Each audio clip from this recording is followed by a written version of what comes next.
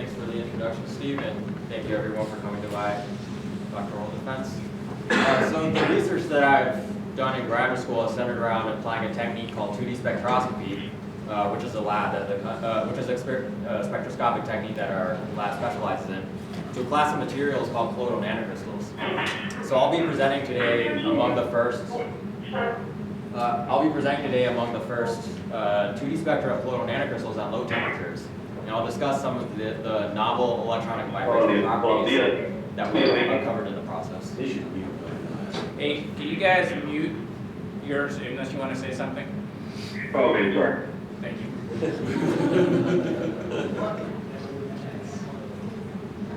So this is a rough outline of how my talk will be organized today. So I'll start off by giving brief introductions to both colloidal nanocrystals and 2D spectroscopy to give some context to the results I'll present today.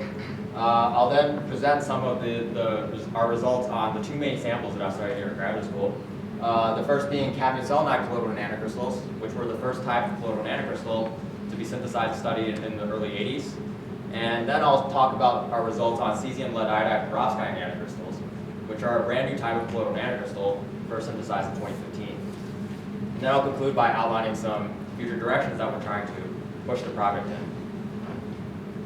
So what are colloidal nanocrystals?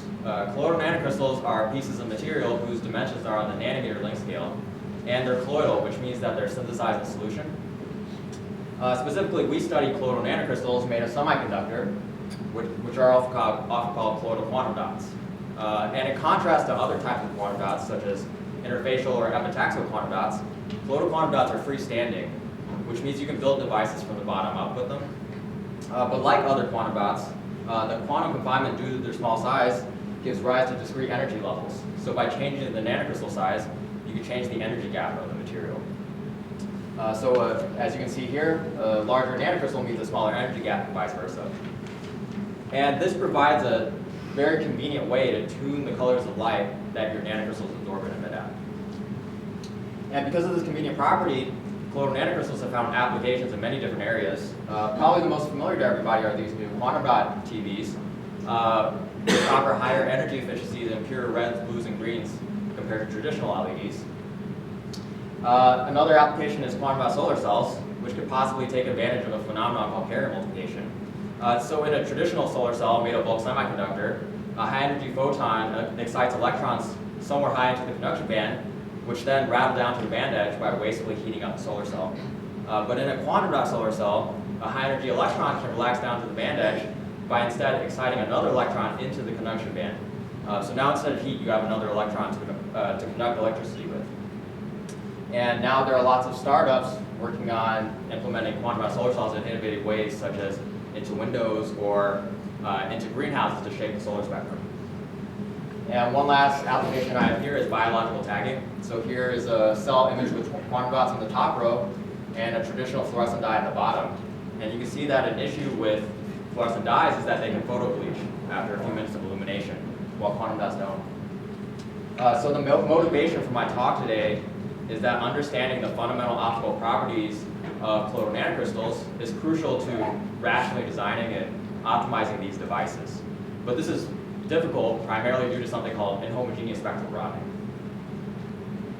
So, like I mentioned earlier, you can tune the absorption of fluorescent spectra of colloidal nanocrystals by changing the nanocrystal size.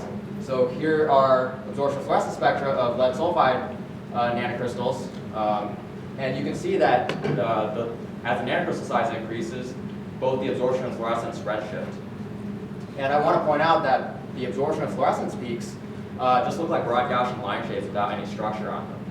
So when these nanocrystals were first synthesized, it wasn't known whether these broad line shapes were intrinsic to the nanocrystals or not. So in other words, would the absorption of fluorescence spectrum look the same if you isolated a single nanocrystal?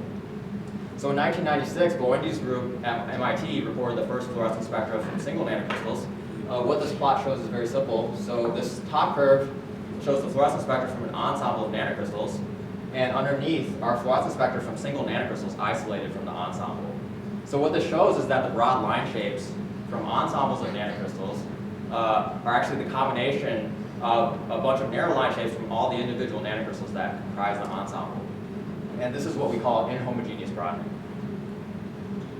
So this is the situation I talked about on the previous slide, where we have nanocrystals of different sizes, all emitting light at slightly different wavelengths. So we want to measure their ensemble average properties, but all their individual spectra combined to give you this broad, inhomogeneously broad line shape. So how do we unfold this inhomogeneous distribution to get at the underlying homogeneous line shapes? And the most powerful way to do this is to correlate absorption and emission spectra. So in other words, if our sample absorbs light at a certain wavelength, what wavelengths does it emit at? And this is exactly what 2D spectroscopy does, where you get a 2D spectrum that looks something like this, where the y-axis is absorption frequency and the x-axis is emission frequency. And in the context of colloidal nanocrystals, each point along this diagonal line where absorption equals emission roughly corresponds to nanocrystals of a certain size, and the line shape in the cross-diagonal direction reflects its homogeneous properties. So how do we obtain a 2D spectrum experimentally? Well, to start with, we take 3 laser pulses and direct them onto our sample. And the physical interpretation of what happens is our first pulse excites our sample into a coherent superposition between a ground and excited state. And this is reflected in non-zero off-diagonal elements of our density matrix called coherences. So this superposition gives us an interband coherence that oscillates at the energy gap. And we also call this a one quantum coherence in reference to the one quantum of photon energy that comprises the energy gap. And then the second pulse can convert this one quantum coherence into either a population state that relaxes at the population relaxation rate, or an intraband coherence that oscillates in the terahertz frequency range. And we also call these zero quantum coherences. And then the last pulse converts this population or zero quantum coherence back into a one quantum coherence that radiates a forward mixing signal. And if we record this forward mixing signal as a function of 2 of these 3 time delays in Fourier transform, we get a 2D spectrum. And you might notice that there are multiple pairs of time variables we can Fourier transform over, which implies that there are multiple types of 2D spectra that we can obtain. So if we Fourier transform over tau and little t, we get what's called a one quantum spectrum, which is the type of 2D spectrum I talked about on the previous slide that correlates absorption and emission dynamics. Here the y-axis is negative because due to the inverse phase evolution between tau and little t. And if we instead Fourier transform over capital T and little t, we get what's called a zero quantum spectrum, which correlates the emission dynamics with the dynamics during capital T. So this involves population relaxation that shows up at zero frequency, or intraband coherence oscillations that show up as sidebands. And we call this y-axis the mixing frequency or mixing energy. So my talk today will involve both of these types of 2D spectrum. And here's a schematic of our actual experiment.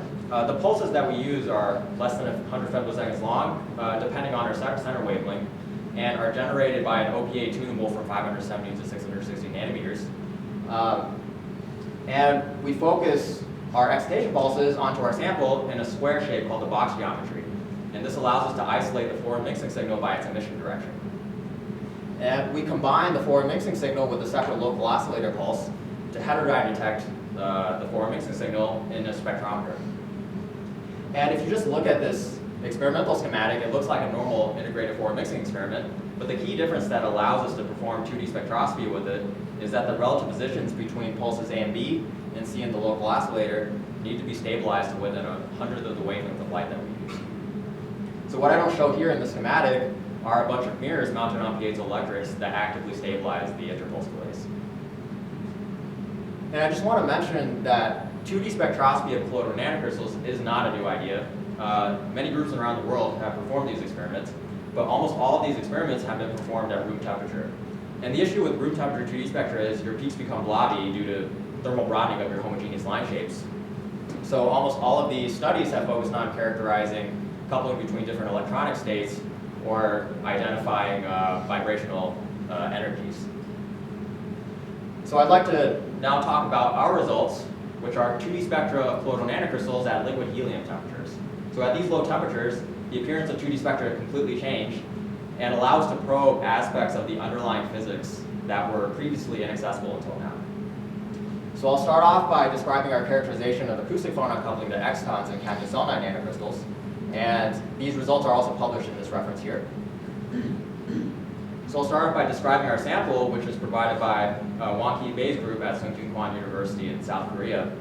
And these are comprised of a 2 nanometer radius cadmium selenide core inside a 2.5 nanometer thick cadmium zinc sulfide shell. And this is what's called a type 1 heterostructure, which means both the electron hole are confined to within the cadmium selenide core. And the exciton Bohr radius of cadmium selenide is 5.4 nanometers, so this means that the electronic energy structure is determined by the quantum confinement.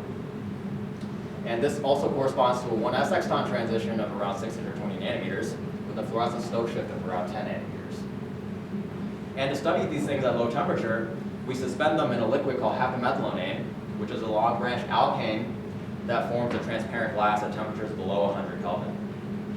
And here's a picture of our custom sample holder that we use to hold these nanocrystals, which are composed of 2 wedge sapphire discs separated by about half a millimeter. So are you in the strong confinement limit? Yes. Where the binding it, where the confinement energy is larger than the pull-on energy? Yes. Okay. And this is from comparing the exciton Bohr radius Okay. to Yeah, the that's cadmium what I selenide. was surprised. And so this is what the 1 quantum spectra look like for these nanocrystals. And just to remind you, 1 quantum spectra correlate the absorption and emission dynamics of a material. And this black curve is our excitation laser spectrum. And on the right is a cross-diagonal slice taken along this red dashed arrow. And there's 2 main features that I want to point out. The first is this narrow peak in the middle called the zero phonon line. And like the name suggests, it represents the exciton resonance without any phonon-assisted transitions.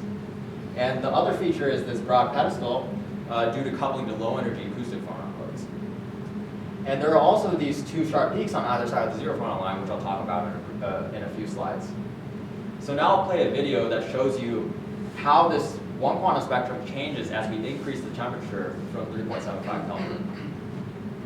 So in your previous plot, was that the ensemble low temperature absorption and luminescence, previous slide?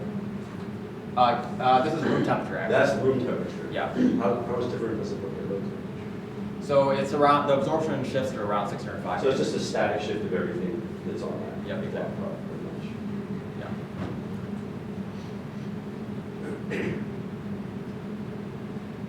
So this is the 1 quantum spectra as the temperature increases. And you can see that the main thing that happens as the temperature increases is the pedestal gets bigger due to more and more acoustic vibrations being excited in the nanocrystals. And because our pedestal feature is so nice and well defined, we have the opportunity to really sensitively characterize acoustic phonon coupling to excitons in these nanocrystals. And when I talk about how well defined our pedestal feature is, there's actually a reason why vibrational line shapes show up so much more strongly in 2D spectrum compared to the linear spectrum. So take the cross-diagonal line shape at 3.75 Kelvin, and if we compare this to fluorescence spectra taken of nearly identical nanocrystals, we see that the acoustic phonon feature shows up much more strongly in our data. And to understand why, we can look at the linear and third-order optical response functions in the time domain. So the linear optical response is the Fourier transform of the fluorescence spectra, and the third-order optical response function is the 2D Fourier transform of the 2D spectrum. And this factor g of t is called the line shape function, and it contains all the information about the dephasing dynamics of your material, including the electron-phonon coupling. So if we look at the linear optical response, there's a single g of t term corresponding to a single time variable, whereas in the third-order optical response function, there's 3 g of t terms corresponding to the 3 time variables, but also an additional 3 g of t terms. And if we think about what effect this has on our 2D spectra, you might think that these additional terms would affect all the features in your 2D spectrum, not just the vibrational ones. But actually, if your dephasing is exponential, such as the case for the zero phonon line, which has a Lorentzian line shape, these extra terms cancel. So what you're left with is selective enhancement of vibrational line shapes in nonlinear spectrum. And because there's no convenient equations we can fit to for such complicated line shapes,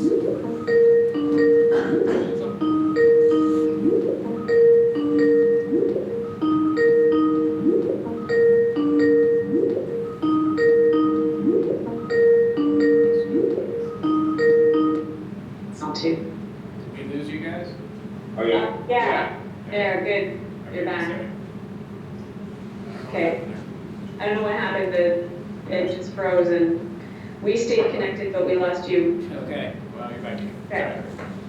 That's okay. You can go ahead, continue. Yeah. Since we have a natural break here, I can ask a question. No, the internet, the broken internet. When you showed the data as a function of increase in temperature, you said that it showed evidence of more phonons. Yeah.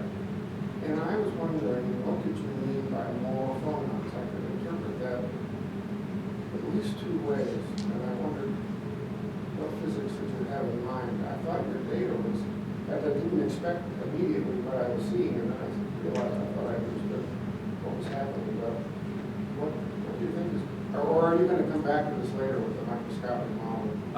Yeah, I was gonna talk about the underlying Yeah, dynamics. fine, that's good. If I don't answer your question, we can come back to it though.